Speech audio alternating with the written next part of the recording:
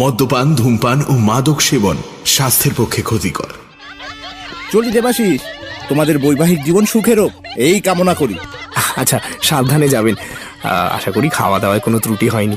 আসলে পুরোটাই তো একা হাতে দেখছি, মানে সব ঠিকঠাক ছিল তো, মানে আমি বেশি দেখতে টেকতে। আরে হ্যাঁ হ্যাঁ, সে না হয় হয়েছে, তুমি ঘরে যাও, অনেক রাত হলো, বৌমা আবার একা আছে। এই চল রে, এই চল চল চল চল, অনেক দেরি হচ্ছে। চলো চলো চলো চলো চলো, আরে অনেক রাত হয়ে গেল, এরপর গাড়ি বাড়ি পাওয়া মুশকিল হবে। চলো চলো চলো চলো চলো চলো।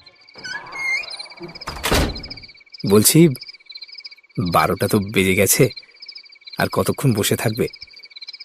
চলো, শোবার সময় হলো। আমি আলাদা শোবো। মানে তুমি আলাদা শুলে? সেই রাতেই ঘটল আরেকটি ঘটনা। অবশ্য রাত না বলে বলা ভালো, ভোর রাত। দক্ষিণ কলকাতার গোলপার্কে একটা রাস্তার কোণের ওপর একটা অস্থায়ী চায়ের দোকান খুলেছে সবে। বুড়ো ভিখিরি ফাগুরাম প্রথম খদ্দের।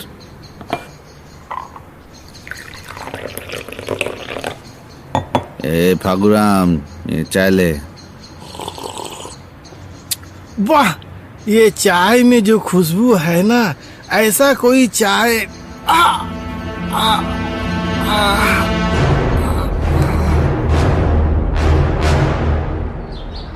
ব্যোমকেশ বাবু, এই হলো সজারুর কাঁটার প্রথম শিকার। আমরা তো এই বিষয়ে খুব একটা কিছু। এখন আপনি।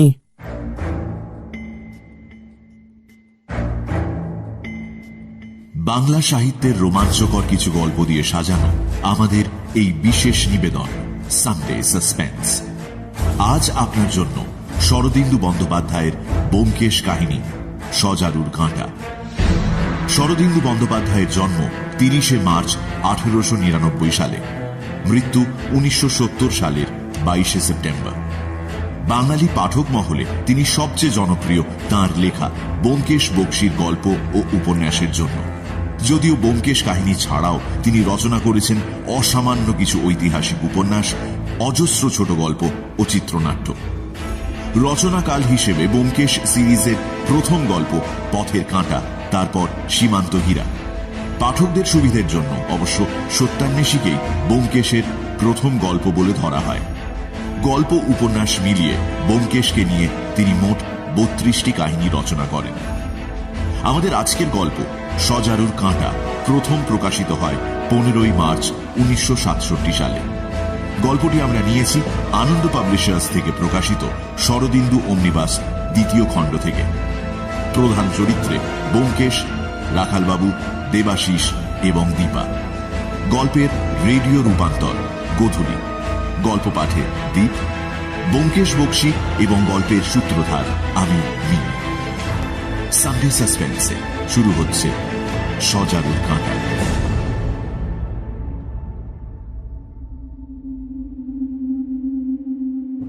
দেবাশিস আর দীপা। শাস্ত্র মতে দুজনের বিয়ে হয়েছে ঠিকই, তবে স্বামী স্ত্রীর সম্পর্ক বিয়ের প্রথম রাত থেকেই বড় বিচিত্র। দ্বিধা আর দ্বন্দ্ব নিয়ে ঘনিষ্ঠতা না করে যতটা সহজভাবে একসঙ্গে বাস করা যায়, দুজনে সেই চেষ্টাই করছে।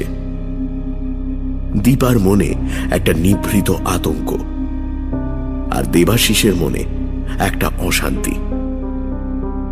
একদিন বিকেলবেলা দেবাশিস ফ্যাক্টরির কাজ থেকে বাড়ি ফিরে দীপাকে বলল, দীপা, একটা কথা আছে। ফ্যাক্টরিতে যারা কাজ করে তাদের ইচ্ছে তুমি একদিন ফ্যাক্টরিতে এসো, ওরা তোমাকে একটা পার্টি দিতে চায়। তুমি কি যাবে? না গেলেই কি নয়? তুমি না যেতে চাইলে আমি অবশ্যই জোর করব না, তবে কি বলো তো, না গেলে তো খারাপ দেখাবে। তাহলে যাব। তবে মাঝে মাঝে কঠিন বরফও তাপমাত্রা বদল করে। একদিন সকালে বসার ঘরে চা খেতে বসে দেবাশিস বলল, আচ্ছা, তুমি সারাদিন একলা থাকো, সময় কি করে কাটে বলো তো? তুমি তো ফুল খুব ভালোবাসো, তাই না? বাগান করার শখ আছে? আছে, বাপের বাড়িতে ছাদের উপর বাগান করেছিলাম। টবের বাগান। ব্যাস, তবে আর কি, এখানে মাটিতে বাগান করো। বাবা চলে যাওয়ার পরে বাগানের যত্ন নেওয়া হয়নি, আমি আজই ব্যবস্থা করছি। পরদিন মালি এলো, গাড়ি গাড়ি সার এলো, নার্সারি থেকে গোলাপের কলম, ছোট ছোট গাছের চারা এলো, আরো কত কি যে এলো। পরের কয়েকদিন, কয়েক সপ্তাহ খুব উত্তেজনায় কাটল। একদিন দেবাশিস ফ্যাক্টরি থেকে ফিরে এসে দেখল দীপা খুব মন দিয়ে বাগানে কি সব মাপঝোক করছে। দেবাশিস আসতেই তাকে বলল, এই দেখো দেখো, ইস্টার লিলিতে কুড়ি ধরেছে। তাই নাকি? বাহ বাহ বাহ, তোমার বাগানের প্রথম ফুল, বাহ। হাসতে গিয়েও দীপা থেমে গেল। তোমার বাগানের? বাগান কি শুধু দীপার একার? দেবাশিসের নয়? তারপর কেটে গেছে আরো কয়েক সপ্তাহ। দীপা আর দেবাশিসের দাম্পত্য পেরিয়েছে মাস 2। এক সন্ধ্যের কথা, রবীন্দ্র সরোবর লেকের ধার, সময় মোটামুটি 8:30-9টা। আসলে খুবই বিপদের মধ্যে পড়ে গেছি ভাই, না হলে তোমায় এভাবে। আরে এত কিছু বলতে হবে না, এই নাও, এটা রাখো, যদি আরো দরকার পড়ে আমাকে জানিও, কেমন? থ্যাংক ইউ সো মাচ ভাই। চলি, কাল আড্ডায় দেখা হচ্ছে আশা করি। হ্যাঁ হ্যাঁ, এসো এসো, সাবধানে যেও।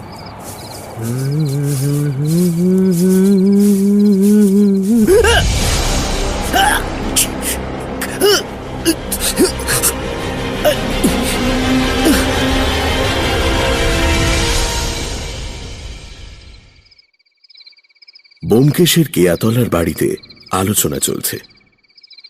ঘড়ির কাঁটা রাত 9:30 পেরিয়েছে। রয়েছেন ইন্সপেক্টর রাখালবাবু, সঙ্গে অজিত। আলোচনার বিষয় হচ্ছে একটা বেহেড পাগল সজারুর কাঁটা নিয়ে শহরময় দাপিয়ে বেড়াচ্ছে। কিন্তু অত শত অস্ত্র থাকতে সজারুর কাঁটা কেন? ব্যাপারটা কবে শুরু হয়েছিল মনে আছে অজিত? হ্যাঁ, মনে আছে বই কি, মাস 3 আগে। হ্যাঁ, প্রথম শিকার? প্রথম শিকার বুড়ো ভিখিরি ফাগুরাম, বয়স অনেক, তার উপর বিকলাঙ্গ। তারপরেরটা তো বোধ হয় আরো মাসখানেক পরে, তাই না? হ্যাঁ, রাতের রবীন্দ্র সরোবর। একটা বেঞ্চিতে শুয়ে একজন মুটে মজুদ শ্রেণীর লোক, বুকের বাঁ দিকে বিঁধে গেল সজারুর কাঁটা। মৃত ব্যক্তির নাম মঙ্গলরাম। পুলিশ কোনো কিনারা করতে পারল না, 2-4 দিন তল্লাশ করে হাল ছেড়ে দিল। তৃতীয় খুনটা তারও হপ্তা 2 পরে। গুণময় দাস, একটা ছোট মণিহারি দোকানের মালিক, দোকান বন্ধ করে ঈষৎ বেসামাল অবস্থায় ফিরছিলেন। লোকটা তার পেছনে এসে দাঁড়ালো, পকেট থেকে কাঁটা বের করে গুণময় বাবুর পিঠের বাঁ দিকে পাঁচড়ার হাড়ের ফাঁক দিয়ে বিঁধিয়ে দিল। আমার প্রশ্নের উত্তরটা কিন্তু তুমি দিলে না ব্যোমকেশ। এত অস্ত্রশস্ত্র থাকতে সজারুর কাঁটা কেন? রাখালবাবু সিগারেটে ধোঁয়া ছাড়তে ছাড়তে আর চোখে ব্যোমকেশের দিকে তাকালেন। সম্ভবত আততায়ীর পোষা সজারু আছে, বিনামূল্যে কাঁটা পায়, তাই ছোড়াছুরির দরকার হয় না। এই বাজে কথা বলো না তো, নিশ্চয়ই কোনো গূঢ় উদ্দেশ্য আছে। আচ্ছা রাখালবাবু, এই যে 3 খুন হয়ে গেল, তা আসামি কি 3 জন না 1 জন, কিছু বুঝতে পারছেন? 1 জন বলেই তো মনে হচ্ছে। 3 জন হতেও বাধা নেই। মনে করো প্রথমে একজন হত্যাকারী ভিখিরিকে সজারুর কাঁটা দিয়ে খুন করলো, তাই দেখে আরেকজন হত্যাকারীর মাথায় আইডিয়া খেলে গেল, সে একজন ঘুমন্ত মজুরকে কাঁটা দিয়ে খুন করলো। বুঝেছি, সেটা দেখে আরেকজন, তাই তো? হতেই পারে, কিন্তু যা হতেই পারে, যা সম্ভব, তাই যে ঘটেছে এমন কথা তো বলা যায় না। তার চেয়ে ঢের ইঙ্গিতপূর্ণ কথা হচ্ছে যারা খুন হচ্ছে তারা কে। একজন ভিখিরি, একজন মজুর, আর একজন দোকানদার। এর মধ্যে ইঙ্গিতপূর্ণ কি আছে আমি তো বুঝতে পারছি না। আচ্ছা ব্যোমকেশ বাবু, সত্যিই কি পাগলের কাজ? সেক্ষেত্রে আরেকটা প্রশ্ন চলে আসে, আততায়ী যদি পাগলই হয় তাহলে কি তাকে সহজে ধরা যেত না? পাগল হলেই সবসময় নেলাখ্যাপা হয় না রাখাল। এমন অনেক পাগল আছে যারা এতটাই ধূর্ত যে তাদের পাগল বলে চেনাই যায় না। তা সত্যি। আমার কিন্তু একটা জিনিস মনে হচ্ছে, আপনি যতই থিওরি তৈরি করুন, আপনার অন্তরের বিশ্বাস যে একটা লোকই 3টে খুন করেছে। আমারও তাই বিশ্বাস। এখন বলুন দেখি, যে লোকটা খুন করেছে সে পাগল, এটা আপনি আপনি সত্যি বিশ্বাস করেন?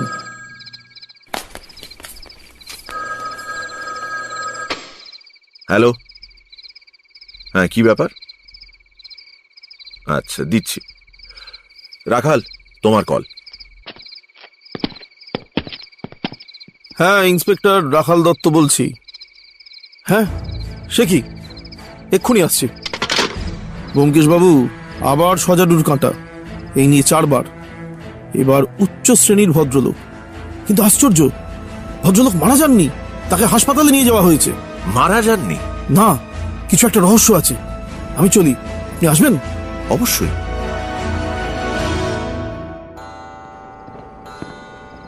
সময় রাত 10টা। হাসপাতালে লোক কম।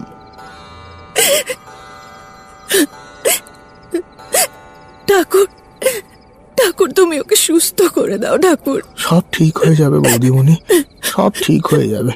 এত চিন্তা করো না, তো তোমার শরীরটা খারাপ হবে না, সব ঠিক হয়ে যাবে। ঠাকুর ঠাকুর ঠাকুর। ব্যোমকেশ আর রাখাল বাবু হাসপাতালে প্রবেশ করলেন। চলো ওদিকে জিজ্ঞেস করা যাক।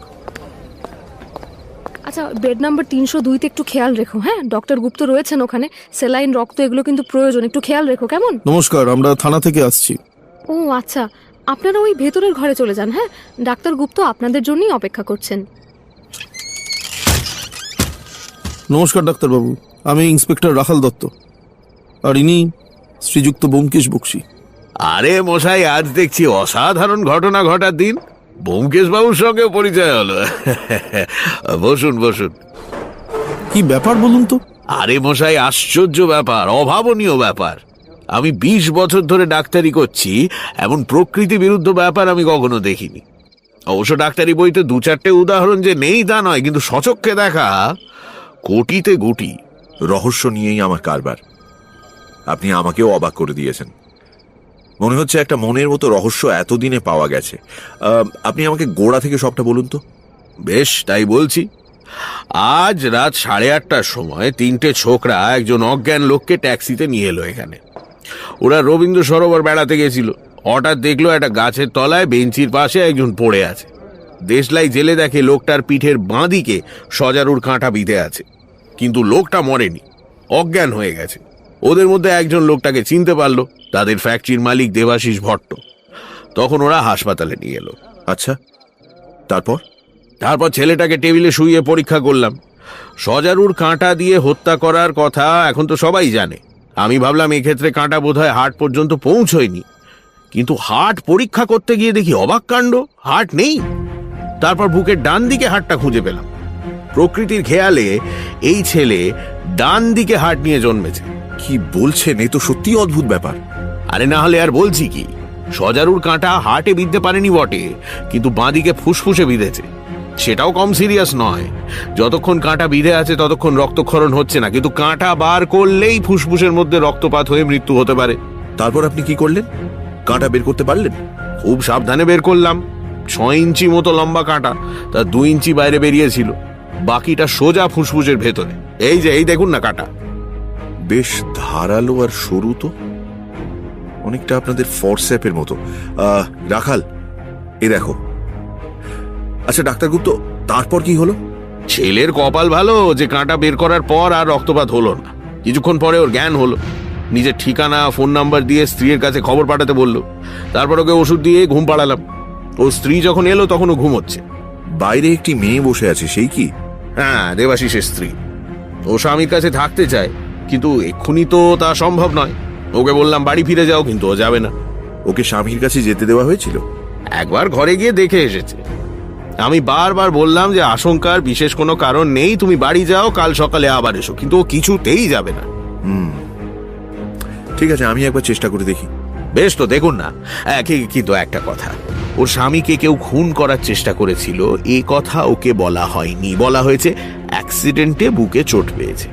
আপনারাও তাই বলবেন। মেয়েটি এমনিতেই শক পেয়েছে, ও কথা শুনলে আরো বেশি শক পাবে। না, বলবো না। ডাক্তারবাবু, সজারুর কাঁটাটা আমি সিজ করলাম। ব্যোমকেশ বাবু, এই নিয়ে 4টে। ব্যোমকেশ আর রাখালবাবু বাইরে এসে মেয়েটির কাছে গেল। মেয়েটি তখনও বেঞ্চেই বসেছিল। ওদের দেখে মেয়েটি উঠে দাঁড়ালো। রাখালবাবু বললেন, নমস্কার, আমি ইন্সপেক্টর রাখাল দত্ত, আর ইনি শ্রী ব্যোমকেশ বক্সী। ব্যোমকেশের নাম শুনেও মেয়েটির মনে কোনো দাগ কাটল না। তার শঙ্কা ভরা চোখ একবার এর মুখে একবার ওর মুখে যাতায়াত করতে লাগল। ব্যোমকেশ নরম সুরে বলল, আপনি ভয় পাবেন না। আপনার স্বামীর গুরুতর আঘাত লেগেছিল বটে, কিন্তু জীবনের আশঙ্কা আর নেই। আমাকেও ঘরে থাকতে দিচ্ছে না কেন? দেখুন, আচ্ছা, আপনার নামটাই তো জানা হয়নি। দীপা মুখার্জি। না, মানে দীপা ভট্ট। দীপা দেবী, আপনার স্বামীকে ঘুম পাড়িয়ে রাখা হয়েছে। এই সময় আপনি তার কাছে থেকে কি করবেন বলুন? তার চেয়ে না, আমাকে যদি ওর কাছে থাকতে না দেওয়া হয়, আমি সারা রাত এখানে বসে থাকবো। কিন্তু রুগীর ঘরে ডাক্তার আর নার্স ছাড়া এ সময় অন্য কারু থাকা নিষেধ। আমি কিছু করব না, খাটের একপাশে চুপটি করে বসে থাকবো। দেখি ডাক্তারবাবুকে বলে দেখি যদি কিছু করা যায়। আচ্ছা, দেবাশিস বাবুর কি অন্য কোনো আত্মীয় এখানে নেই? না, ওর আর কোনো আত্মীয় নেই। আপনার নিশ্চয়ই আত্মীয় স্বজন আছে। তারা কোথায় থাকেন? তাদের খবর দেওয়া হয়েছে? তারা কাছেই থাকেন, কিন্তু তাদের খবর দিতে ভুলে গেছি। ঠিক আছে, আপনি ঠিকানা দিন, আমরা তাদের খবর পাঠাচ্ছি। দীপা ঠিকানা আর টেলিফোন নাম্বার দিল। ব্যোমকেশ তখন ডাক্তার গুপ্তর কাছে ফিরে গিয়ে বলল, ডাক্তারবাবু, বউটিকে স্বামীর কাছে থাকতে দিন। ও বুদ্ধিমতী বলেই মনে হলো, কিন্তু বড় ভয় পেয়েছে। ডাক্তারবাবু দু একবার আপত্তি করে শেষ পর্যন্ত রাজি হলেন। ব্যোমকেশ দীপাকে ডেকে এনে যে ঘরে দেবাশিস রয়েছে সেই ঘরে নিয়ে গেল। দীপা পা টিপে টিপে গিয়ে খাটের পাশে দাঁড়ালো। সামনের দিকে ঝুঁকে ব্যগ্র চোখে দেবাশিসের মুখ দেখল। দেবাশিস পাশ ফিরে শুয়ে ঘুমোচ্ছে। তার মুখের ভাব শান্ত, প্রসন্ন। দীপা তার মুখের ওপর চোখ রেখে অতি সন্তর্পণে খাটের পাশে বসল। রাত 11টার সময় হাসপাতাল থেকে বেরোবার পথে রাখালবাবু ব্যোমকেশকে বললেন, বউটির বাপের বাড়িতে একবার টেলিফোন করতে হবে তো? না, সশরীরে সেখানে উপস্থিত হওয়া দরকার। আজ রাতে তোমার বিশ্রাম নেই। আমি বিশ্রামের জন্য ব্যস্তও নই, চলুন।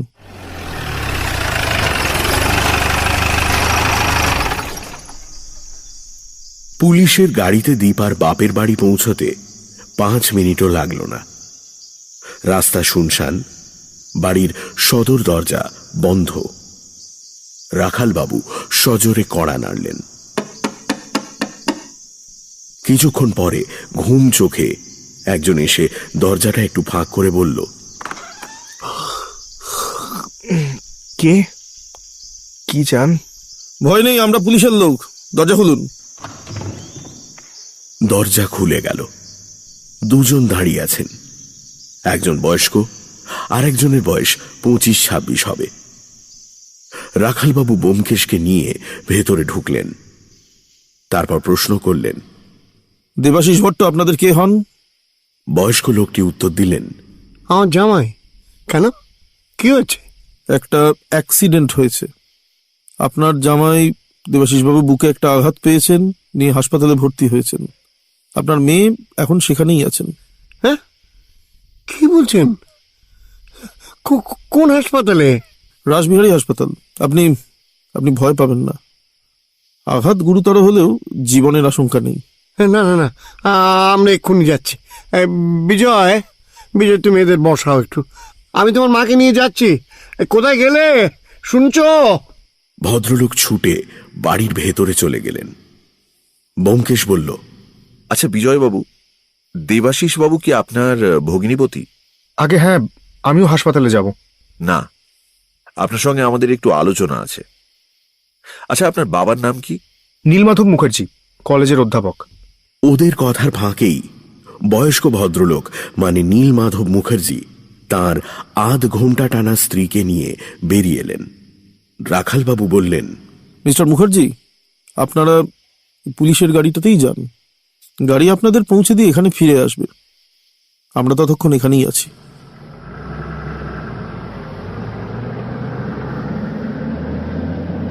ওদের রওনা করে দিয়ে তিনজনে বৈঠকখানায় এসে বসলেন। ব্যোমকেশ বিজয়কে প্রশ্ন করল, আপনাদের বাড়িতে কে কে আছেন? ঠাকুরদা উদয় মাধব মুখার্জি কলেজের প্রিন্সিপাল ছিলেন, কিন্তু হঠাৎ পঙ্গু হয়ে পড়ায় অবসর নিয়েছেন। বাবার কথা তো আগেই বললাম। এছাড়া মা আর আমি। আপনি কি চাকরি করেন? আমি MA পাশ করেছি, কলেজে পড়ানোর চেষ্টা করছি। আর আপনার বোন মানে দীপা? ও গার্লস স্কুল থেকে সিনিয়র কেমব্রিজ পাশ করেছে, তারপর ওর বিয়ে দেওয়া হলো আর কি। আপনার বোনের কতদিন বিয়ে হয়েছে? 2 মাসের কিছু বেশি, খুব সম্ভবত তাই হবে। আচ্ছা, আপনার ভগ্নিপতি কি কাজ করেন? প্রজাপতি প্রসাধন ফ্যাক্টরির মালিক। ওর আত্মীয় স্বজন কেউ নেই? যতদূর জানি কেউ নেই। বন্ধু বান্ধব? দেখুন, অন্য বন্ধু বান্ধবদের কথা জানি না, কিন্তু নৃপতিদার আড্ডায় যারা যায় তাদের সঙ্গে দেবাশিসের বেশ ঘনিষ্ঠতা আছে। নৃপতি কে? নৃপতি লাহা এই পাড়াতেই থাকে, বেশ উচ্চ শিক্ষিত, বুঝলেন। সারাদিন লেখাপড়া নিয়েই থাকে। সন্ধ্যের পর ওখানে আমাদের আড্ডা জমে। এই নৃপতি লাহা বিয়ে করেননি? না, বিপত্নিক এবং নিঃসন্তান। তা কে কে থাকে সেই আড্ডায়?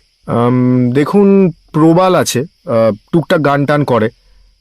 এছাড়া আছে খড়গ বাহাদুর, বাবা নেপালি মা বাঙালি, কলকাতার সবচেয়ে নামী ফুটবল ক্লাবের হয়ে খেলে। তাছাড়া সুজন মিত্র, সে সিনেমায় অভিনয় করে, বেশ নাম হয়েছে ওর। আর তাছাড়া আছে কপিল বোস, ওর বাবার আবার প্রচুর পয়সা।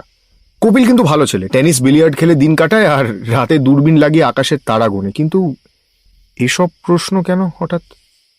ব্যোমকেশ এবার রাখালবাবুর সঙ্গে দৃষ্টি বিনিময় করে বলল, আপনাকে বলছি, আপনি আর কাউকে বলবেন না। দেবাশিস বাবুকে কেউ খুন করবার চেষ্টা করেছিল। বিজয়ের চোখ জল জল করে উঠল। সে উত্তেজিত হয়ে বলল, আমি জানতাম। জানতেন? কি জানতেন? জানতাম, আমি জানতাম যে এটা ঘটবে। আপনি জানতেন যে এটা ঘটবে? কি জানতেন আপনি? সব কথা আমাকে খুলে বলুন। আমি কিছু জানি না ব্যোমকেশবাবু। আসলে দেবাশিসের কথা শুনে মাথাটা ঠিক কাজ করছে না, তো তাই হঠাৎ কি বলে ফেলেছি ঠিক নেই। আমায় মাফ করেন ব্যোমকেশবাবু, আমি এই বিষয়ে খুব একটা কিছু জানি না। দেখুন, দেবাশিস বাবুর শত্রু তাকে খুন করবার চেষ্টা করেছিল। দৈবক্রমে তার প্রাণ বেঁচে গেছে। আপনি যদি আসামিকে আড়াল করবার চেষ্টা করেন, তাহলে সে আবার দেবাশিস বাবুকে খুন করবার চেষ্টা করবে। আপনি কি চান আপনার বোন বিধবা হন?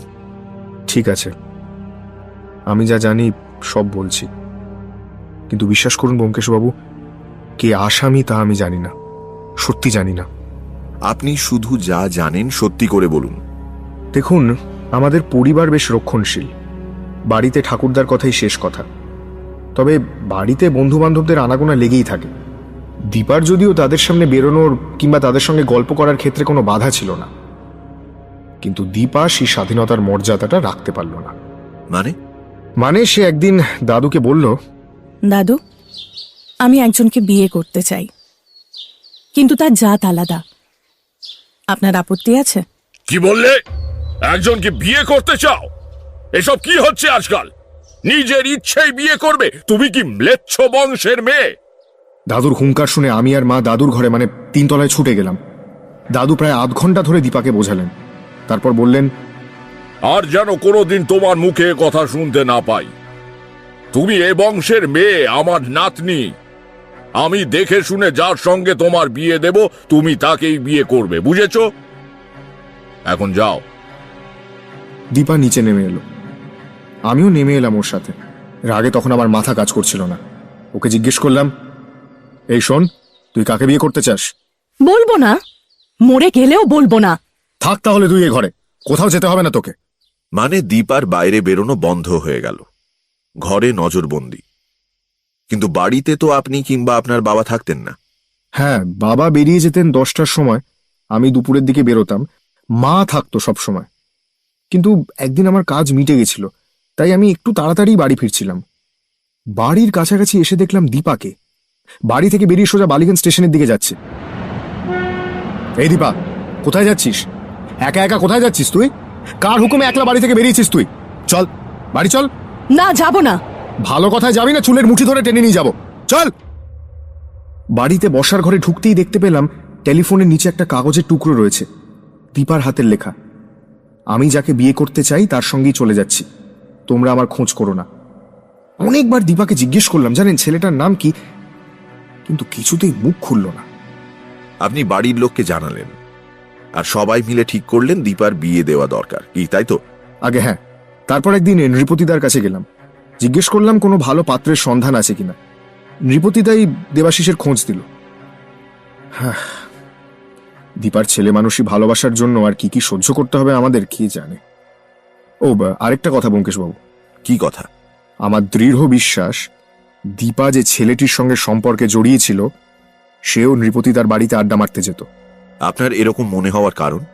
বিয়ের পর দেবাশিস আড্ডার লোকজনকে একদিন বাড়িতে নেমন্তন্ন করেছিল জানেন। আমরা সবাই গেছিলাম, সেখানে চা দিতে এসে দীপা তাকে দেখে ফেলে, আর তারপরেই তার মুখের ভাব পাল্টে যায়। সঙ্গে সঙ্গে সে ঘরে চলে যায়।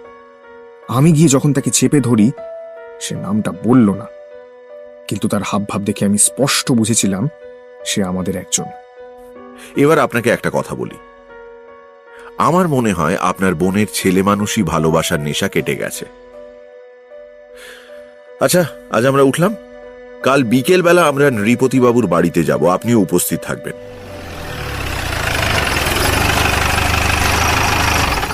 ফিরতি পথে ব্যোমকেশ রাখালবাবুকে বলল, আজ এই পর্যন্ত থাক, কাল সকালে আবার হাসপাতাল যাব।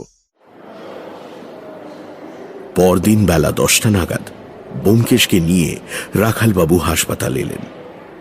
ডাক্তার গুপ্ত একগাল হেসে বললেন, ভালো খবর, ছোকরাই যাত্রায় বেঁচে গেল, সকালে বেশ চাঙ্গা হয়ে উঠেছে, তবে এখনো অন্তত 2-3 দিন হাসপাতালে থাকতে হবে। বাহ, খুব ভালো। তাহলে আমরা ওর সাথে একটু দেখা করতে পারি? পারেন, কিন্তু 10 মিনিটের বেশি নয়। হ্যাঁ, আপাতত 10 মিনিটই যথেষ্ট। ব্যোমকেশ আর রাখালবাবু যখন দেবাশিসের রুমে ঢুকলেন তখন দেবাশিস পাশ ফিরে শুয়েছিল, আর দীপা তার মুখের কাছে ঝুঁকে চুপি চুপি কথা বলছিল। দীপাকে দেখে বোঝা গেল যে ও কাল রাত থেকে এখানেই আছে। ওদের আসতে দেখে লজ্জিতভাবে উঠে দাঁড়ালো। দীপা দেবী, আপনি কাল থেকে এখানে আছেন, এবার অন্তত ঘন্টাখানেকের জন্য আপনাকে যেতে হবে। আমরা ততক্ষণ দেবাশিস বাবুর সঙ্গে আছি। দেবাশিস ক্ষীণ কণ্ঠে বলল, আরে আমিও তো সেই কথাই বলছি। দীপা একটু ইতস্তত করল, তারপর অনিচ্ছা ভরে ঘর থেকে বেরিয়ে যাওয়ার আগে বলল, শোনো, আমি আধ ঘন্টার মধ্যে আবার চলে আসবো। হ্যাঁ। ব্যোমকেশ আর রাখালবাবু নিজেদের পরিচয় দিয়ে বললেন, দেবাশিস বাবু, আমরা আপনাকে 2-4টে প্রশ্ন করব। বেশ তো, করুন না, করুন। আপনি কাল সন্ধ্যের পর লেকে বেড়াতে গিয়েছিলেন? ঠিক বেড়াতে যাইনি, হ্যাঁ তবে গেছিলাম। কেন গেছিলেন? আমার একজন বন্ধু, ও টেলিফোন করে ডেকেছিল। বন্ধু? কে বন্ধু, কি নাম? খড়গ বাহাদুর। খড়গ বাহাদুর নেপালি? হ্যাঁ, নাম করা ফুটবলার। ও সেই, লেকের ধারে ডেকেছিল কেন? ব্যক্তিগত কারণ, মানে যদি না বললে চলে তাহলে। চলবে না, বলুন। আসলে মানে ওর না কিছু টাকার দরকার হয়েছিল, বুঝলেন, তাই আমার কাছে ধার চাইবার জন্য ডেকেছিল আর কি। আপনার বাড়িতে আসেনি কেন? তা জানি না, বোধহয় বাড়িতে আসতে সংকোচ হয়েছিল, যদি কেউ জানতে পারে। কত টাকা চেয়েছিল? 1000। আপনি টাকাটা নিয়ে গিয়েছিলেন? না না, খড়গ টেলিফোনে টাকার কথা বলেনি, শুধু বলেছিল জরুরি দরকার আছে। তারপর গেলাম, গিয়ে দেখলাম সে ওই বড় ফটকের কাছে দাঁড়িয়ে আছে। দুজনে গিয়ে একটা বেঞ্চিতে বসলাম। খড়গ টাকার কথা বলল আর আমি রাজি হয়ে গেলাম। কিছুক্ষণ কথাবার্তার পর খড়গ চলে গেল, তার নাকি অন্য কারোর সঙ্গে দেখা করবার ছিল। আমি একলা বসে রইলাম। হঠাৎ না পিঠে একটা দারুণ যন্ত্রণা হলো। তারপর আর আমার কিছু মনে নেই। পেছন থেকে কাউকে দেখতে পেয়েছিলেন? না। রাখালবাবু ব্যোমকেশের দিকে তাকালেন। ব্যোমকেশ প্রশ্ন করল, আপনার হৃৎপিণ্ড যে শরীরের ডান দিকে, এই কথা আপনার স্ত্রী নিশ্চয়ই জানেন। দেবাশিস চোখ বুজে একটু চুপ করে রইল। শেষে বলল, না, ও বোধহয় জানে না। আপনার বন্ধুরা জানেন? না, আমার বন্ধু বলতে বিশেষ কেউ নেই। সহকর্মী আছে। আর মাস দুয়েক হলো আমি নৃপতিদার বাড়িতে যাই। সেখানে কয়েকজনের সঙ্গে বন্ধুত্ব হয়েছে। নৃপতিবাবুর বাড়ির বন্ধুরা জানেন? না। কেউ জানে না? বাবা জানতেন আর ডাক্তারবাবু জানতেন। আচ্ছা আচ্ছা, এমন কেউ আছে আপনার মৃত্যুতে যার লাভ হবে? কেউ না। আচ্ছা, আপনার সঙ্গে দীপা দেবীর সম্পর্ক কেমন? হ্যাঁ, সম্পর্ক সম্পর্ক কেমন মানে, জানো, আজ একটা নতুন ক্রিম তৈরি করেছি। তাই নাকি? কিসের ক্রিম? মুখে মাখার ক্রিম। হোমা, সত্যি? কেমন গন্ধ? তা আমি কি করে বলবো? যারা মাখে তারা বলতে পারবে। তা বাড়িতে যদি আনো, আমি একটু মেখে দেখতে পারি? তোমার এখন মাখা চলবে না। আগে অন্য লোকের মুখে মাখিয়ে দেখতে হবে তো, যে মুখে ঘা বেরোয় কিনা। কার মুখে মাখিয়ে পরীক্ষা করবে?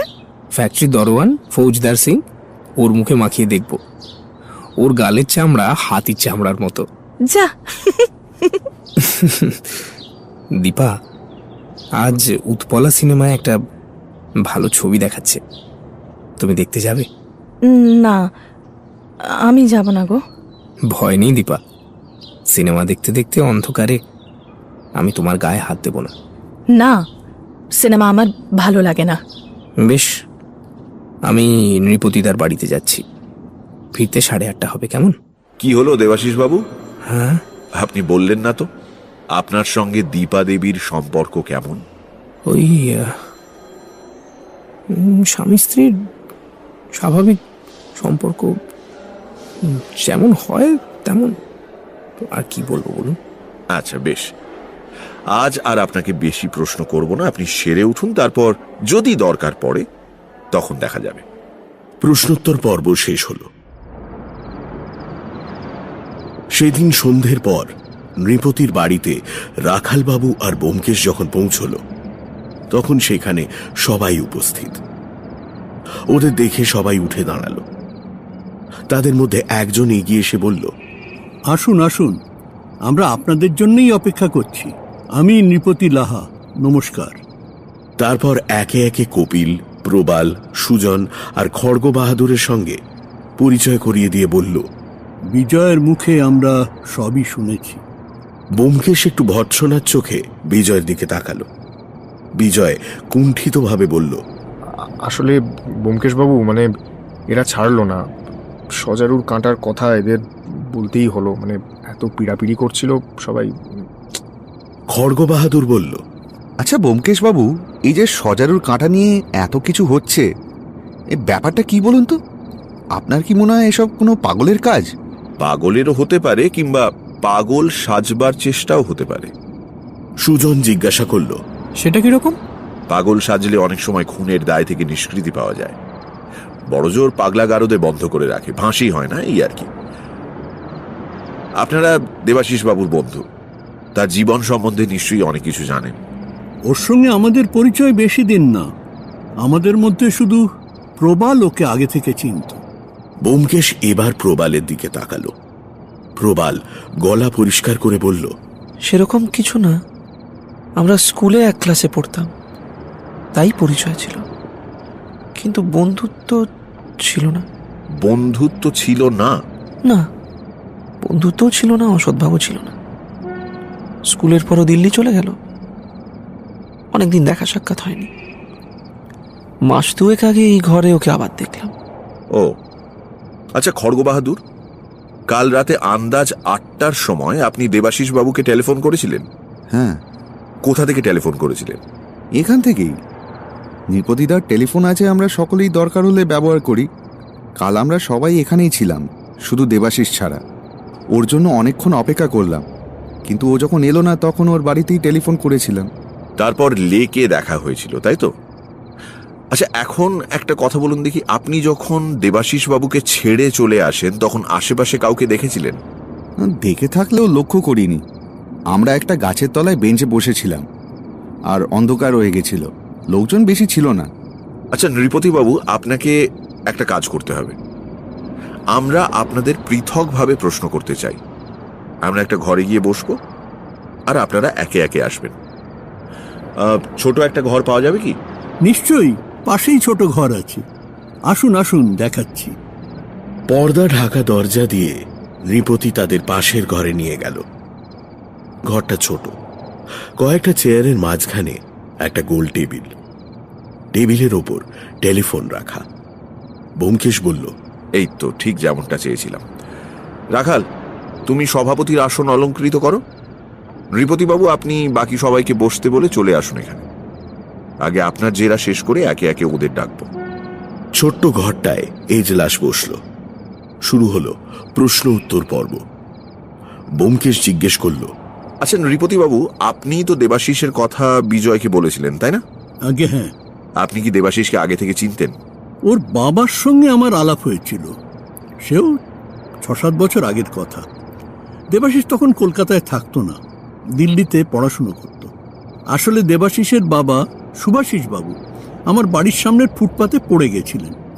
আমি ওনাকে বাড়িতে নিয়ে এসে ফার্স্ট এড দিই, সেই প্রথম আলাপ। তারপর উনি ওনার ফ্যাক্টরিতে তৈরি সাবান, তেল, ক্রিম সব আমাকে উপহার দিয়ে খুবই বিব্রত করেছিলেন। মাঝে মাঝে বাড়িতে এসে খোঁজ খবরও নিতেন। আপনি তো দেবাশিস বাবুকে আপনার বাড়ির এই আড্ডাতে নিয়ে আসেন। হ্যাঁ, ভেবেছিলাম বিজয়ের সঙ্গে প্রাথমিক পরিচয়টা এখানেই হয়ে যাবে। আচ্ছা, প্রবাল কিরকম লোক? গাইয়ে বাজিয়ে লোক, একটু বেশি সেন্সিটিভ এই যা। তবে মাঝে মাঝে একটু কেমন যেন হয়ে যায়। মাঝে মানে আপন মনে পিয়ানো বাজিয়ে চলে যায়। মাসখানেক আগে ওর বউ গত হয়েছে, সে ব্যাপারে কাউকে কিচ্ছু জানায়নি, ভাবতে পারেন। একদিন আমি বউয়ের খবর জিজ্ঞেস করাতে খুব উদাস গলায় বলল যে বউ মারা গেছে। কিসব যেন হার্টের রোগ ছিল। আমার তো বেশ অবাক লেগেছিল। তা দেবাশিস বাবু কি প্রায় প্রতিদিনই আপনার এখানে আসতেন? তা একরকম আসতেন। এখানে সবার সঙ্গেই বেশ ভাব হয়ে গেছিল ওর। যদিও দেবাশিস খুব একটা বেশি কথা বলতো না, তবে মনে হয় আড্ডাটা মনে মনে বেশ উপভোগই করত। অনেক ধন্যবাদ। আপনি এবার আসতে পারেন। দয়া করে কপিল বাবুকে একটু পাঠিয়ে দেবেন।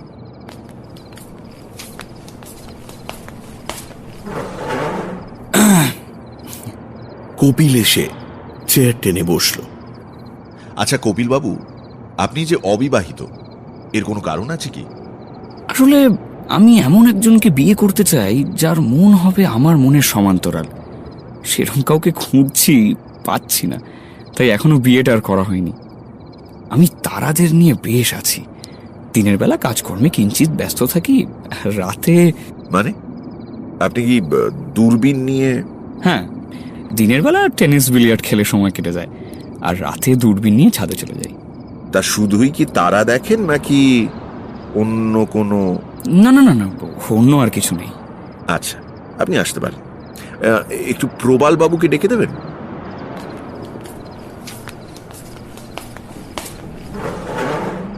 আপনার সঙ্গে তো দেবাশিসের আগে থেকেই পরিচয় ছিল, তাই না? গরিবের সঙ্গে বড় মানুষের যতটুকুনি পরিচয় থাকে ততটুকু। গান বাজনা করে কিরকম রোজগার হয় আপনার? এদেশে শিল্পীর কদর কিরকম সেটা তো আপনি ভালোই জানেন ব্যোমকেশ বাবু। তা আপনি কি বিবাহিত? ছিলাম, এখন আর নেই। স্ত্রী মারা গেছে, জন্মগত রোগ ছিল, শ্বশুর বাড়ির লোকেরা লুকিয়ে বিয়ে দিয়েছিল। আচ্ছা, তো আপনার বাড়ি কোথায়? গোলপার্ক। ওই গোলপার্ক থেকে একটা সরু রাস্তা বেরিয়েছে, সেটা দিয়ে কিছুটা এগোলে একটা পুরনো দোতলা বাড়ি আছে, তার একতলায় ভাড়া থাকি। আপনি কি রোজ এখানে আড্ডা দিতে আসেন? যখন রেকর্ডিং এর চাপ থাকে তখন আসা হয় না, রেওয়াজের ব্যাপার থাকে তো। আর বাড়িতে কি আপনি একাই থাকেন? হ্যাঁ, একটাই লোক আছে, ওই খাবার দিয়ে যায়। ধন্যবাদ। প্রবাল বাবু, আপনি একটু বিজয়কে পাঠিয়ে দেন এবার।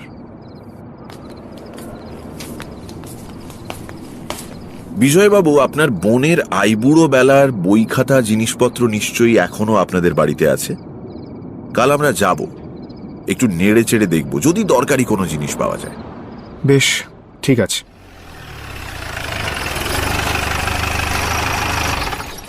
পরদিন সকাল 8টার সময় বিজয় নিজেদের বাড়িতে অপেক্ষা করছিল। ব্যোমকেশ আর রাখালবাবু আসতেই তাদের দোতলায় দীপার ঘরে নিয়ে গেল।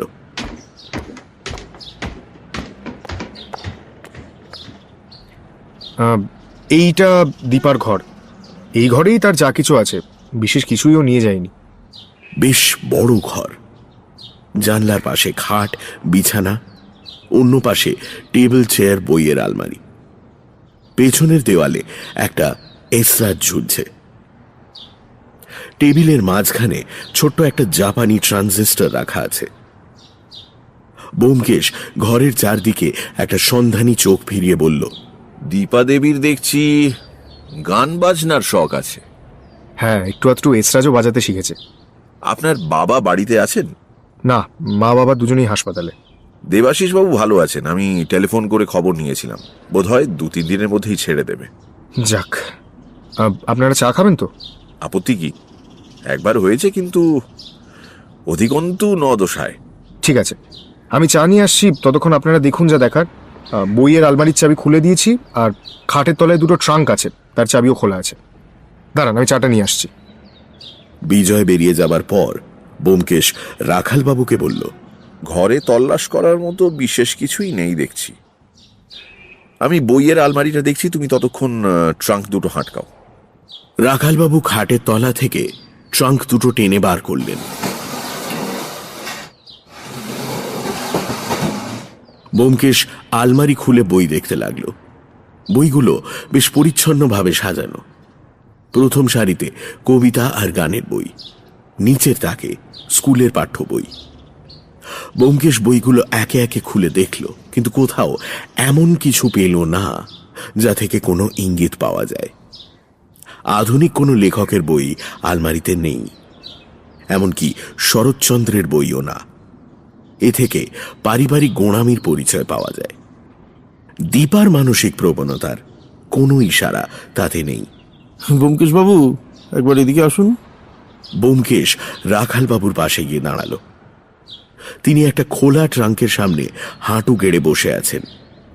সামনে মেয়েলি জামা কাপড়ের স্তূপ, হাতে পোস্টকার্ড আয়তনের একটা সুদৃশ্য বাঁধানো খাতা। খাতাটা ব্যোমকেশের দিকে এগিয়ে দিয়ে রাখালবাবু বললেন, কাপড় চোপড়ের তলায় ছিল, একবার পড়ে দেখুন। অটোগ্রাফের খাতা, বেশিরভাগ পাতাই খালি। সামনের কয়েকটা পাতায় উদয় মাধব ইত্যাদি বাড়ির কয়েকজনের হস্তাক্ষর, দু একটা মেয়েলি কাঁচা হাতের নাম দস্তখত। তারপর একটা পাতায় একজনের স্বাক্ষরের ওপর একটা কবিতার ভগ্নাংশ। তোমার চোখের বিজলি উজ্জ্বল আলোকে পরাণে আমার ঝঞ্ঝার মেঘ ঝলকে। তারপর সব পৃষ্ঠা শূন্য। অটোগ্রাফের খাতাটা যে দীপার তাতে কোনো সন্দেহ নেই, কারণ মলাটের ওপরেই তার নাম লেখা রয়েছে।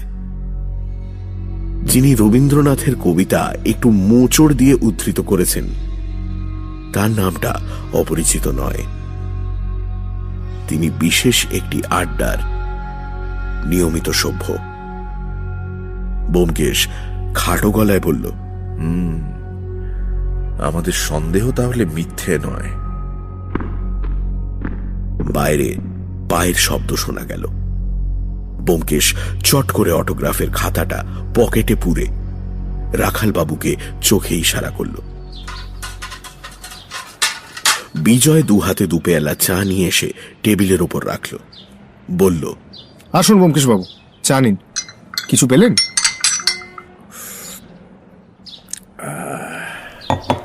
সত্যান্বেষণের পথ বড় দুর্গম। কোথায় কোন কানাগলির মধ্যে সত্য লুকিয়ে আছে খেয়ে বলতে পারে। যাই হোক, নিরাশ হবেন না, 2-4 দিনের মধ্যেই আসামি ধরা পড়ে যাবে। তারপর দুজন চা খেয়ে বেরিয়ে পড়ল। রাস্তায় যেতে যেতে রাখাল বাবু বললেন, তাহলে এখন বাকি রইল শুধু আসামিকে গ্রেফতার করা। অবশ্য পাকাপোক্ত সাক্ষী সাবুত না পেলে তাকে পাকড়াও করা যাবে না।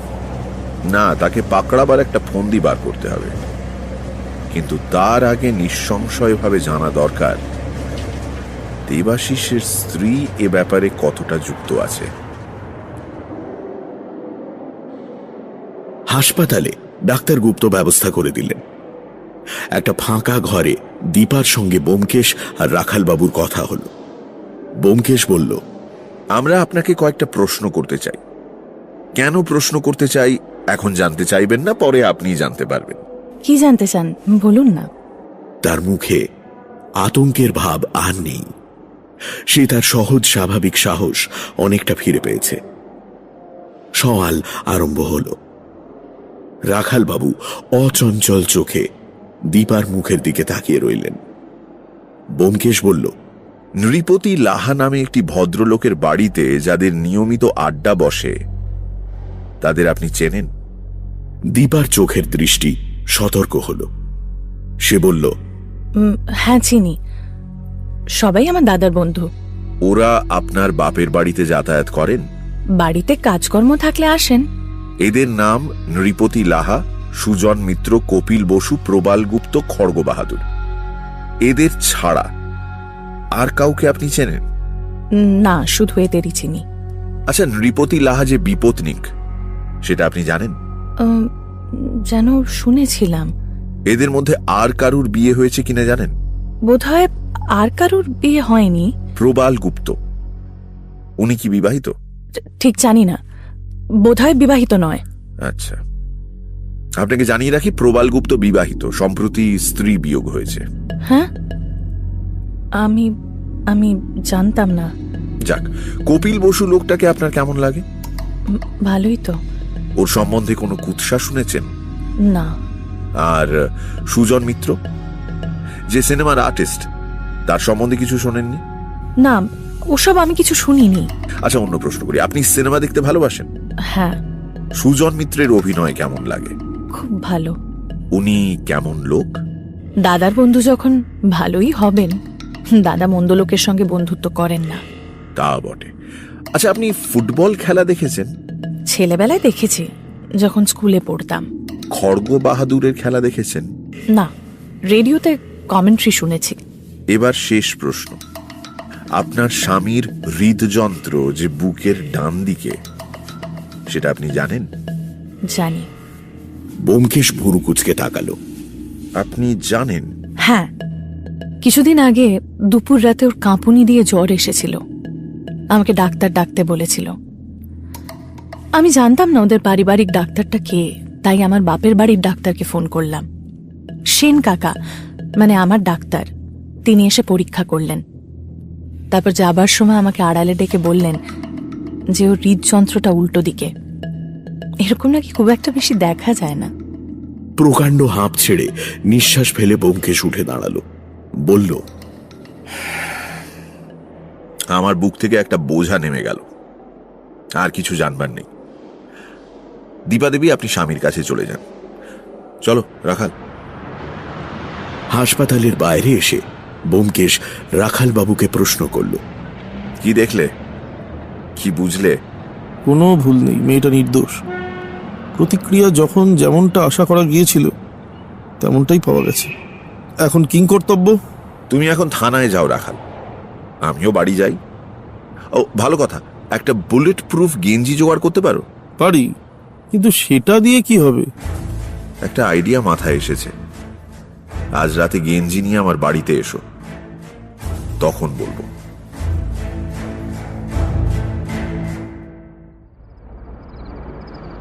সন্ধ্যের পর ব্যোমকেশ একা নৃপতির আড্ডায় গেল।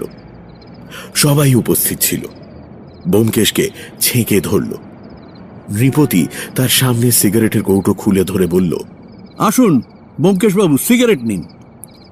আমি খবর নিয়েছি 2-1 দিনের মধ্যেই দেবাশিসকে হাসপাতাল থেকে ছেড়ে দেবে।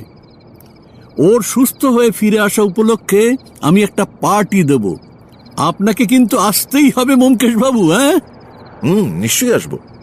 কপিল ব্যোমকেশের গা ঘেঁষে বসে আবদারের সুরে বলল, আপনার সত্যান্বেষণ কতদূর এগোলো বলুন না ব্যোমকেশ বাবু।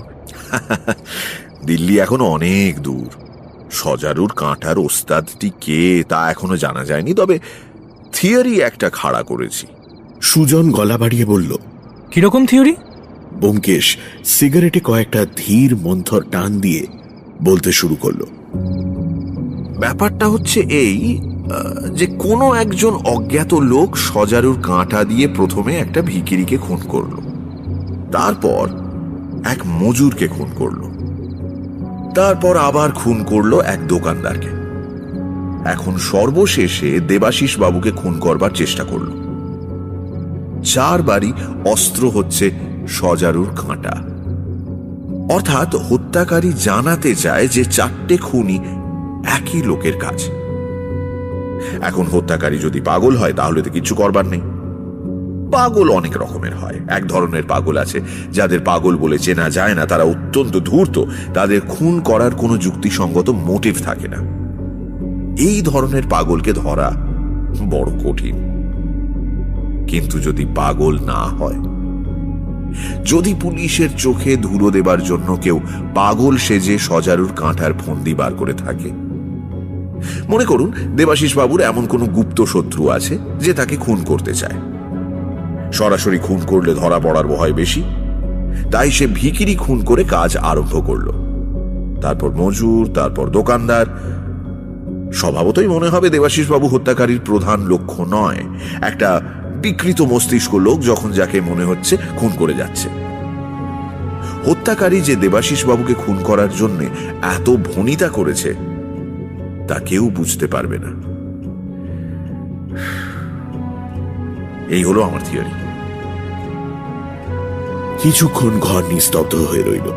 তারপর নৃপতি বলল, কিন্তু মনে করুন এরপর আবার একটা খুন হলো সজারুর কাঁটা দিয়ে, তখন কি বলা চলবে যে দেবাশিসই হত্যাকারীর আসল লক্ষ্য?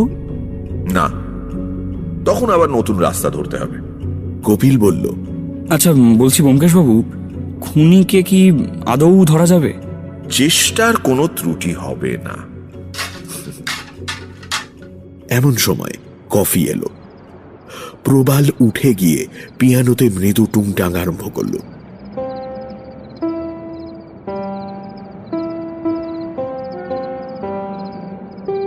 ব্যোমকেশ কফি শেষ করে আরো কিছুক্ষণ গল্প সল্প করে বাড়ি ফিরে চলল।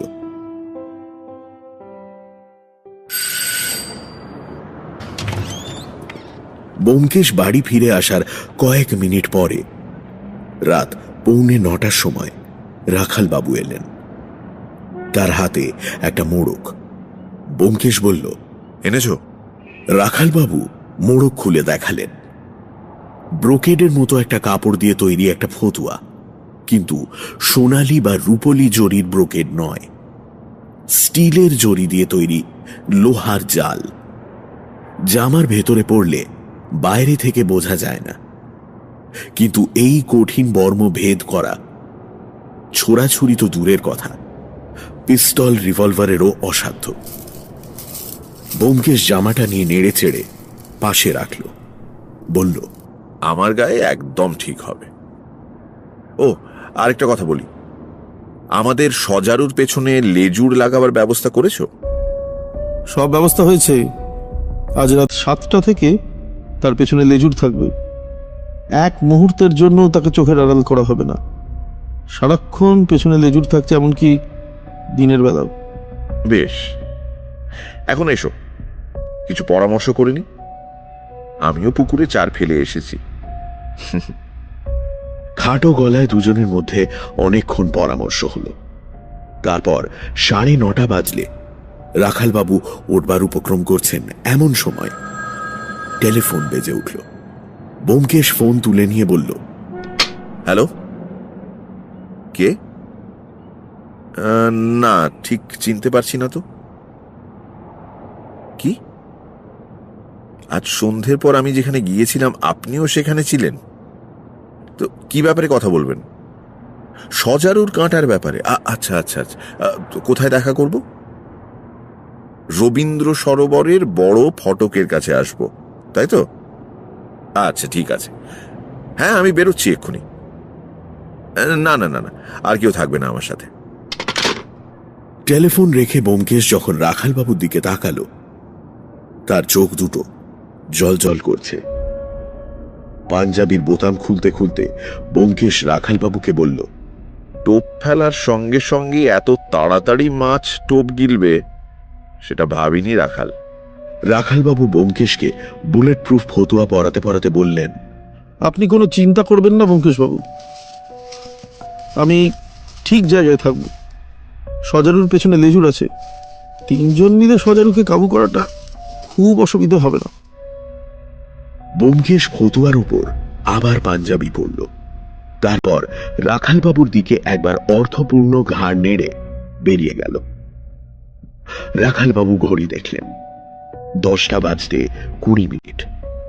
তিনিও বেরিয়ে পড়লেন। যথাস্থানে যথাসময়ে উপস্থিত থাকতে হবে যে, তাও আবার লুকিয়ে।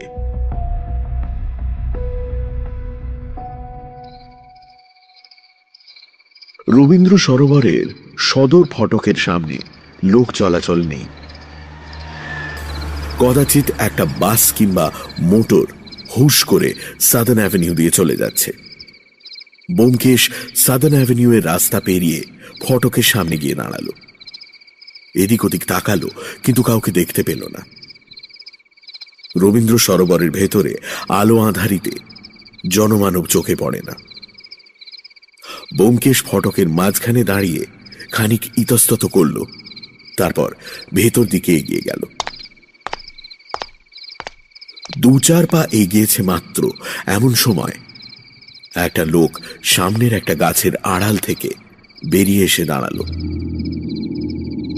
হাত তুলে ব্যোমকেশকে ইশারা করে ডাকল।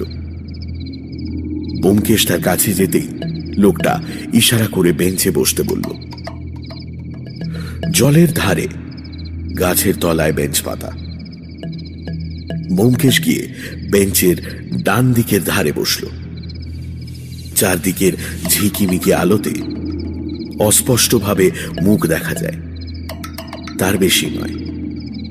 ব্যোমকেশ জিজ্ঞেস করল, এবার বলুন। লোকটা একটা সিগারেট খেতে চাইল। ব্যোমকেশ সিগারেটের প্যাকেট বার করে দিল। লোকটা সিগারেট নিয়ে প্যাকেটটা ব্যোমকেশকে ফেরত দিল।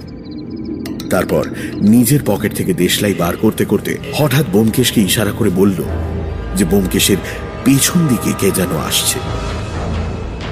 ব্যোমকেশ সেদিকে ঘুরে বসতেই অনুভব করল তার পিঠের বাঁ দিকে বুলেট প্রুফ ফতুয়ায় চাপ পড়ছে। বিদ্যুৎ বেগে সে পেছনে ফিরল।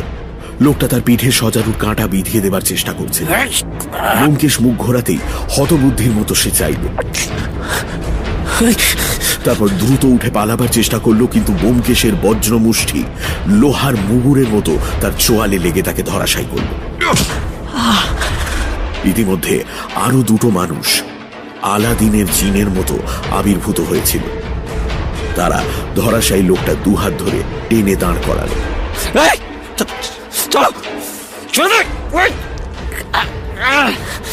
ব্যোমকেশ তার হাত থেকে সজারুর কাঁটা ছিনিয়ে নিয়ে বলল, প্রবাল গুপ্ত, তুমি 3 জনকে খুন করেছ এবং 2 জনকে খুন করার ব্যর্থ চেষ্টা করেছ। ব্যোমকেশ বক্সি, চলো এবার থানায় যেতে হবে তো। রাখাল, চলুন চলুন।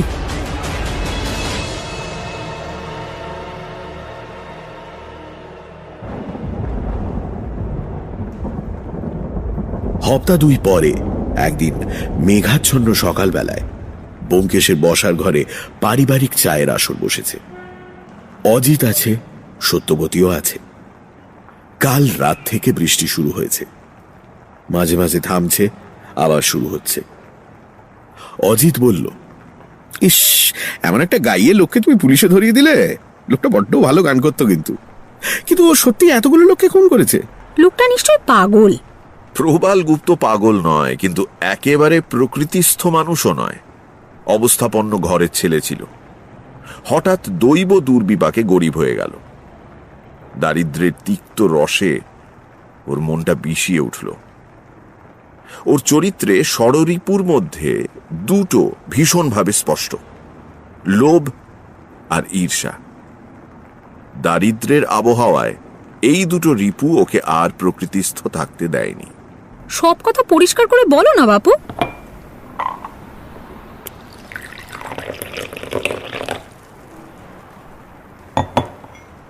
ব্যোমকেশ পেয়ালায় দ্বিতীয়বার চা ঢেলে সিগারেট ধরালো।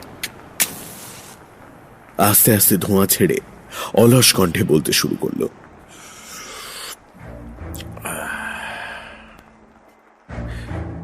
এই রহস্যের চাবি হচ্ছে সজারুর কাঁটা। আততায়ী যদি পাগল হয় তাহলে আমরা অসহায়, বুদ্ধির দ্বারা তাকে ধরা যাবে না। কিন্তু যদি সে পাগল না হয় তখন ভেবে দেখতে হবে যে সে ছোড়াছুরি ছেড়ে সজারুর কাঁটা দিয়ে খুন করবে কেন। নিশ্চয়ই কোনো উদ্দেশ্য আছে। কি উদ্দেশ্য? প্রত্যেকবার আততায়ী সজারুর কাঁটা মৃতদেহে বিধিয়ে রেখে যায়, তার মানে সে জানাতে চায় যে এই খুনগুলো একই লোকের কাজ, ভিখিরি, মজুর, দোকানদার। কিন্তু কেন? আমার কাছে এই প্রশ্নের একমাত্র উত্তর হচ্ছে, ভিখিরি থেকে দোকানদার পর্যন্ত কেউই হত্যাকারীর আসল লক্ষ্য নয়। আসল লক্ষ্য অন্য লোক। শুধুমাত্র পুলিশের চোখে ধুলো দেবার জন্য হত্যাকারী এলোপাথারি 3টে খুন করেছে, যাতে পুলিশ কোনো মোটিভ খুঁজে না পায়। তারপর তো দেবাশিসকে খুন করার চেষ্টা হলো, কিন্তু সে বেঁচে গেল। তবে আততায়ী কিন্তু ধরা পড়ল না। আমার সত্যান্বেষণ শুরু হলো এখান থেকেই। দেবাশিসই যে হত্যাকারীর আসল লক্ষ্য সে বিষয়ে আমি তখনও নিঃসন্দেহ হতে পারিনি। আমি অনুসন্ধান করা শুরু করলাম। নৃপতি লাহার বাড়িতে যে কজন যাতায়াত করে তারা ছাড়া আর কারুর সঙ্গে দেবাশিসের বিশেষ ঘনিষ্ঠতা নেই। ওর ফ্যাক্টরির লোকেরা আজ পর্যন্ত একবারও ফ্যাক্টরিতে স্ট্রাইক হয়নি, সুতরাং বুঝতেই পারছো। খোঁজ নিয়ে যেটা জানা গেল সেটা হচ্ছে, বিয়ের আগে দীপা একজনের প্রেমে পড়েছিল, তার সঙ্গে পালাতে গিয়ে ধরাও পড়েছিল। তারপর দেবাশিসের সঙ্গে ওর বিয়ে হয়। দীপার এই গুপ্ত প্রণয় কে ছিল দীপা ছাড়া আর কেউ তো জানে না। এবার প্রশ্ন হলো, কে হতে পারে? দীপার বাপের বাড়িতে গোঁড়া সাবেকি চাল, অনাত্মীয় পুরুষের সাথে স্বাধীনভাবে মেলামেশার অধিকার দীপার নেই। শুধু ওর দাদার বন্ধুরা যখন বাড়িতে আসে তখন তাদের সঙ্গে সামান্য মেলামেশার সুযোগ সে পায়। সুতরাং দীপার প্রেমিক তার দাদারই কোনো এক বন্ধু, মানে ওই নৃপতি কিংবা তার আড্ডার একজন। এবার একটা মোটিভ পাওয়া যাচ্ছে। দীপার ব্যর্থ প্রেমিক তার স্বামীকে খুন করতে চায়, যদিও সেই চাওয়াটা খুবই নৃশংস আর বিবেকহীন। সজারুর কাঁটা দিয়ে খুন করাটাও তাই। নৃপতির আড্ডায় যারা আসতো তাদের সঙ্গে দেবাশিসের আলাপ মাত্র 2 মাসের। কেবলমাত্র একজনের সঙ্গে তার স্কুল থেকে চেনাশোনা, প্রবাল গুপ্ত। যদিও সেই চেনাশোনার মধ্যে কোনো সম্প্রীতি ছিল না। কিন্তু তার মানে তো এই নয় যে প্রবাল গুপ্তই আততায়ী। প্রবাল গুপ্তকে তুমি সন্দেহ করলে কেন? বাকিদের আমি নেড়েচেড়ে দেখেছি, কোনোভাবে দীপার সঙ্গে তাদের সম্পর্কে প্রমাণ পাইনি।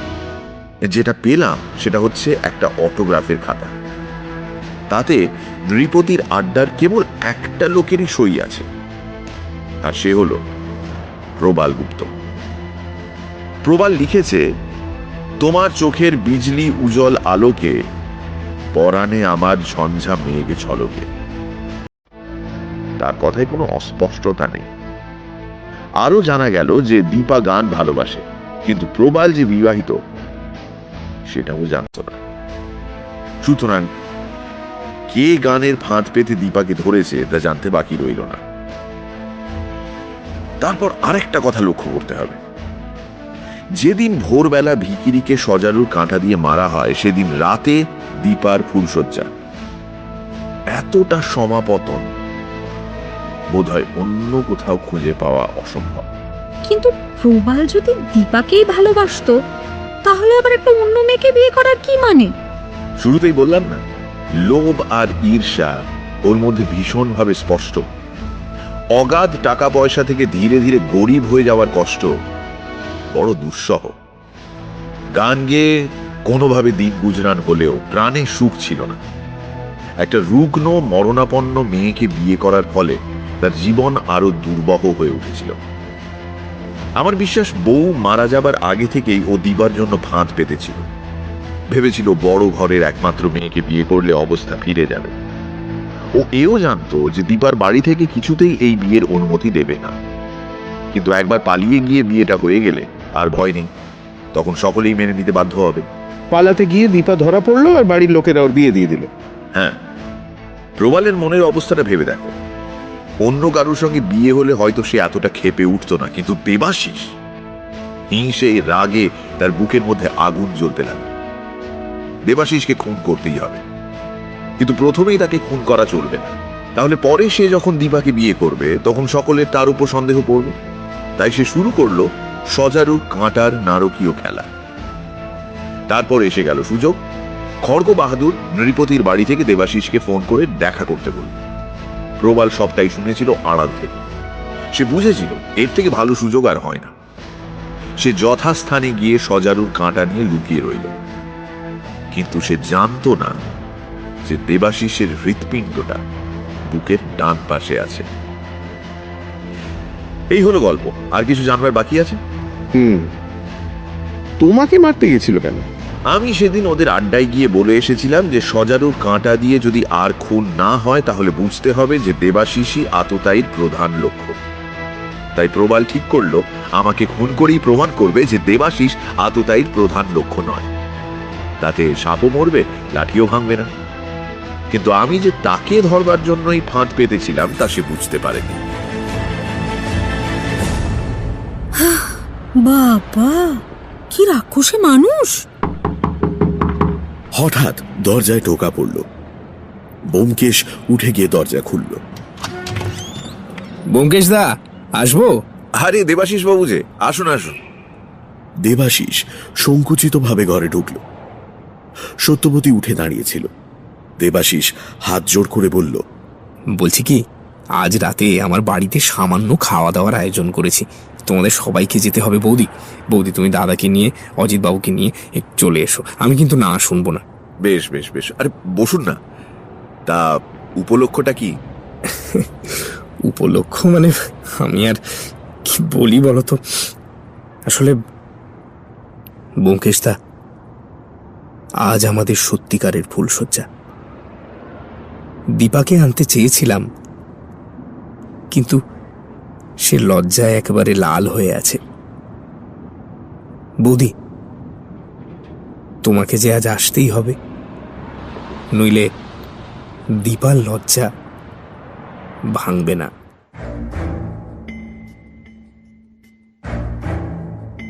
শুনছিলেন ব্যোমকেশ কাহিনী সজারুর কাঁটা। রচনা শরদিন্দু বন্দ্যোপাধ্যায়। রেডিও রূপান্তর গোধূলি। ব্যোমকেশ বক্সী, উদয় মাধব মুখার্জি এবং গল্পের সূত্রধার আমি ভি। গল্প পাঠে অজিত এবং ডাক্তার গুপ্তর চরিত্রে দীপ। ইন্সপেক্টর রাখাল দত্ত শ্রী শুভদীপ চক্রবর্তী। নীল মাধব মুখার্জি শ্রী জগন্নাথ বসু। দেবাশিস ভট্টর চরিত্রে সোমক। দীপার ভূমিকায় অয়ন্তিকা। নৃপতি লাহা শ্রী সুকোমল ঘোষ।